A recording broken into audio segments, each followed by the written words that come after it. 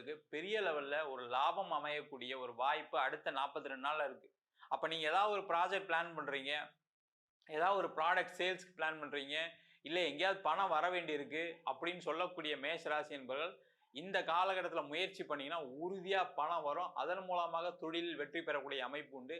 என்னன்னா வரக்கூடிய பணத்துக்கு செலவும் இருக்கு. ஏன்னா 12ஆம் இடத்தையும் இந்த செவ்வாய் பகவான் பார்ப்பது வந்து பார்த்தீங்கன்னா, இந்த செலவையும் குடுக்கக்கூடிய ஒரு இடம். அதனால பார்த்தீங்கன்னா, நீங்க என்ன பண்ணலாம் இந்த காலகட்டத்தில அத இன்வெஸ்ட்மென்ட்டா மாத்திக்கிட்டீங்க அப்படின்னா சிறப்பு.